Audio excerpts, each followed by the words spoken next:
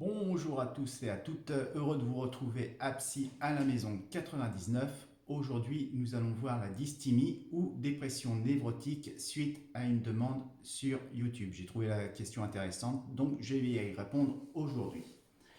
Donc ça y est, hein, nous sommes en automne, les feuilles mortes vont tomber, comme la dépression saisonnière associée. Alors, sachez que nous sommes tous atteints, hein, plus ou moins, par cette dépression saisonnière, hein, qui s'explique par la perte de lumière, de chaleur, de ciel bleu. C'est la fin des vacances, retour de la pluie, du froid, du ciel gris, de la vie de tous les jours et les tracas qui vont avec. Alors, si cet état est normal en soi, pour les personnes plus fragiles et en plus enclins à l'état dépressif, hein, c'est plus accentué chez eux, cette dépression saisonnière. Donc, en dehors des dépressions saisonnières, hein, pour certaines personnes, l'état dépressif peut être plus permanent. C'est ce qu'on va voir aujourd'hui, hein. C'est le cas pour la dysthymie ou dépression névrotique, hein. Vous retrouverez les deux termes. Maintenant, on parlera plus de dysthymie. Alors, la dysthymie n'est pas une dépression clinique, hein, c'est-à-dire que ce n'est pas une dépression grave, mais elle est permanente et joue à long terme. Alors, c'est à prendre au sérieux, hein, malgré tout, hein, même si la dysthymie n'empêche pas de vivre normalement, hein, entre guillemets, elle est souffrance et handicapante par des oscillations des troubles de l'humeur. Et c'est ça qui est vraiment très embêtant parce que c'est permanent. La dysthymie est un trouble de l'humeur non morbide, hein, non grave, hein, je le répète, ancré dans le temps, donc non sympathique en soi, qui va amener du mal-être et un risque d'isolement social par une baisse de l'estime de soi et de développement de troubles anxieux, hein, troubles physiques. On va avoir des problèmes au niveau psychique et des problèmes au niveau physique, biologique. Toujours, hein, le corps et l'esprit sont toujours liés, hein, toujours prendre tout au sérieux. Donc, on va voir ici les causes. Alors, elles sont multiples, hein, donc la liste que je vais vous donner là, elle est exhaustive, hein. Alors, trouble inné fait partie de moi, de mon histoire familiale. Je vais m'expliquer. C'est-à-dire que si vous êtes dépressif et que dans votre famille, il y a déjà plusieurs cas de dépression, on pourra dire que c'est ancré dans la famille, hein. Rappelez-vous la vidéo que j'ai faite sur le sens de la vie, hein, j'en parlais au niveau de l'alcoolémie. Donc ça aussi, c'est à prendre en compte parce que ça joue. Refoulement, déni inconscient de trauma. Je peux avoir eu des traumas, hein, dans mon enfance, dans mon adolescence ou dans ma vie d'adulte que je vais refouler, dénier, et ça peut amener à un état dépressif. Le manque de sérotonine, donc là c'est biologique, physique, hein, le manque de soleil, de lumière. Surcharge professionnelle ou familiale, hein. On aura beaucoup de dysthymie chez les gens qui ont fait des burn-out professionnels ou familiales. Névrotique, alors là je ne vais pas m'étendre parce que vous avez Psy à la maison de 3 à 8 qui parlent des troubles névrotiques et donc regardez ces vidéos là, vous comprendrez, hein, ce que c'est que la névrose et à quoi ça se réfère dans la dysthymie. Mais c'est signifiant. Traumatismes divers de la petite enfance. Oui, vous pouvez avoir eu des choses traumatiques dans votre petite enfance. Pas forcément graves, hein, mais qui engendraient sur un long terme et sur plusieurs traumas peut engendrer une dysthymie. Alors, attention, il y a une particularité. La personne atteinte de dysthymie peut s'adapter et croire que ces symptômes font partie d'elle, ce qui explique le diagnostic tardif dans certains cas. La personne se croyant normale, son ressentir, il va le vivre avec, il va apprendre à vivre avec, il va croire que c'est tout à fait normal d'être dépressif et il ne va pas oser en parler à son médecin, à sa famille, à ses proches. Donc ça peut être diagnostiqué tard parce qu'il y a comme si la personne s'adaptait à son dysfonctionnement dépressif. Et elle fait partie de lui-même, hein, c'est ce qu'il croit. En réalité, ce n'est pas le cas. Alors, les signes et symptômes ou expressions de l'état dépressif. Alors là aussi, ils sont nombreux, hein, mais je vais vous donner ce qu'on retrouve le plus souvent. Alors, sentiment de désespoir, d'inutilité, hein, manque de sens de tout, hein, c'est dans ça l'inutilité. Insomnie, asthénie, c'est-à-dire baisse constante d'énergie. Faible estime de soi, concentration basse, difficulté de prendre des décisions, forte irritabilité en raison de la fatigue physique et mentale, et on peut trouver aussi de la tachypsychie, c'est-à-dire que je ne peux pas m'empêcher de penser. Malheureusement, je ne vais pas m'empêcher de penser à des choses mal, négatives, pas positives. Hein. Je vais toujours être tenté par voir ce qui va mal et jamais ce qui va bien. Donc, la question se pose, c'est la question que vous vous posez tous, pouvons-nous en guérir? Eh bien oui, bonne nouvelle, on peut en guérir. La guérison est possible, mais elle sera longue. Ce ne sera pas de thérapie de court terme, mais je vais y revenir. Pourquoi ça va être long? Parce que c'est un travail à long terme, donc la psychothérapie sera longue. Les traumas ne sont pas d'aujourd'hui, généralement ça date de l'enfance ou même avant, on l'a vu dans le passé familial, il y a un problème génétique, etc. Il y a tous les facteurs à prendre en compte, il y a tellement de facteurs à voir avec la personne que on ne peut pas faire ça à court terme. La prise en charge médicamenteuse est-elle possible? Oui, pour obtenir un mieux-être, donc ça va soigner, mais ça ne va pas guérir. Mais ça veut pas dire que c'est pas bien. Des fois, il faut passer par la médicamentation pour se stabiliser, pour être mieux. C'est une aide nécessaire dans certains cas ou certaines évolutions de l'état dépressif constant. On ne laissera pas la personne souffrir dans son corps et dans sa tête, donc par moment il faut des anxiolytiques, des antidépresseurs, ça peut aider. Mais il ne faut pas s'attendre à en guérir, juste en prenant des médicaments. Non, il faut une thérapie à côté. Alors, quelle thérapie est adaptée? Dans toutes les situations, nous ne pouvons pas nous soigner seuls. Vous aurez forcément le besoin d'un professionnel de la santé mentale. Une aide psychologique extérieure, donc neutre, est nécessaire pour comprendre, déterminer ce mal-être constant en vous.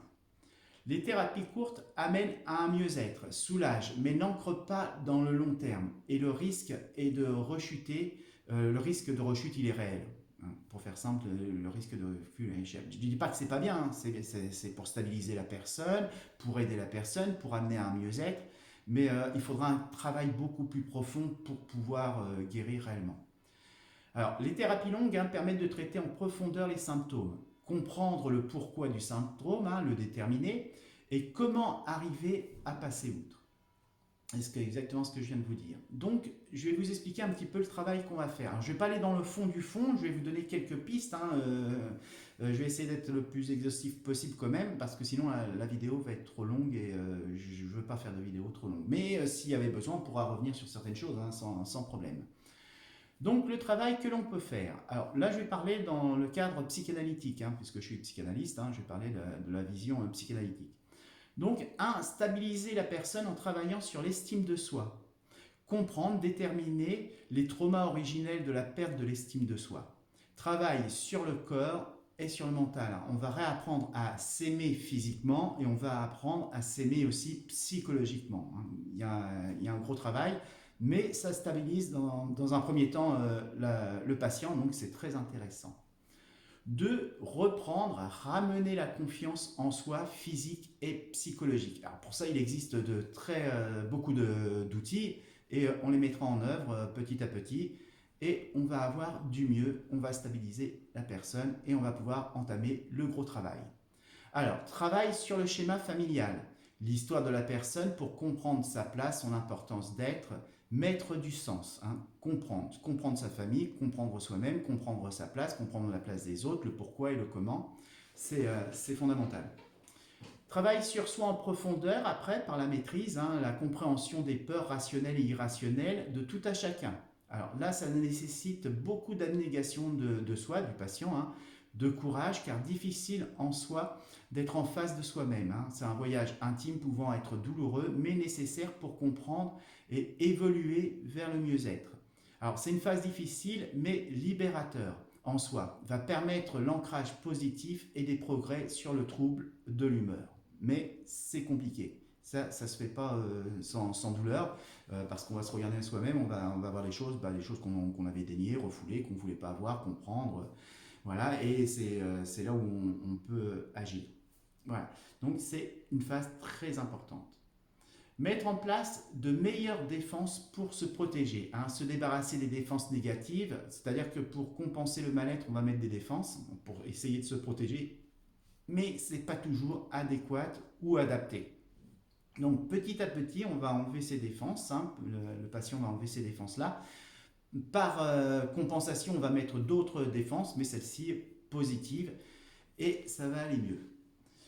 Consolidation. Alors en 6, consolidation du bien-être par la répétition d'objectifs positifs. Alors petit objectif par petit objectif pour ancrer les progrès.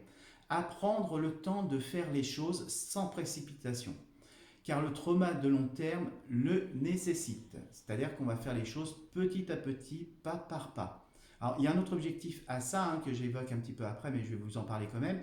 C'est que ça va permettre au patient de prendre conscience qu'il a besoin de plus de temps que les autres pour faire les choses ou prendre le temps de faire les choses. Et il va apprendre à le faire correctement, à le dire aussi, à le partager, à faire comprendre aux autres que lui, il a besoin de temps et qu'il faut lui donner du temps. Cette acceptation du trouble par prise de conscience permet de se préserver au mieux de la rechute.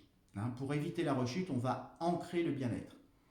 Donc la fragilité affective de la personne dysthymique va rester, mais en l'acceptant, il va pouvoir mettre en place les bonnes défenses, il va pouvoir se préserver, c'est-à-dire que quand il y aura un moment difficile, le trauma, le symptôme risque de revenir, la dépression risque de revenir, mais il va faire force sur lui, il va être en capacité de déterminer, de voir que ça va un peu moins bien, et il va mettre les choses en place pour passer le cap. C'est-à-dire que l'état dépressif qu'il avait connu avant ne pourra pas se reproduire dans l'avenir parce que l'ancrage, il sera fait, le mieux-être, il sera là, la compréhension sera là et il sera en capacité de lutter contre.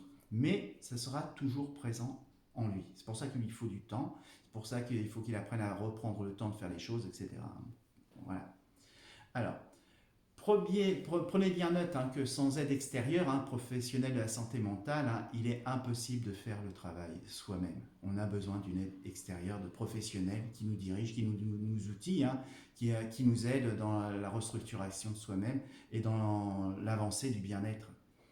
Alors, à vous de trouver le thérapeute qui convient le mieux, avec qui vous serez en phase de faire ce travail de long terme. Oui, c'est très long, j'insiste, mais c'est vrai, il n'y a pas d'autre solution. Le travail doit se faire en toute confiance et dans la bienveillance du thérapeute et de la personne. Car les personnes atteintes sont fragiles émotionnellement. La résilience s'apprend aussi, ça fait partie de la chose.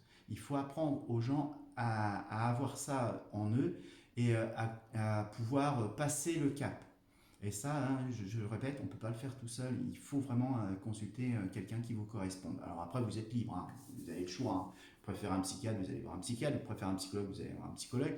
Vous préférez un psychanalyste, vous allez voir un psychanalyste. C'est votre choix, c'est à vous de voir avec la personne à qui vous êtes plus en phase. Vous allez voir un homme, une femme, peu importe. Le principal, c'est que ça vous convienne vous. L'important, c'est pas le thérapeute.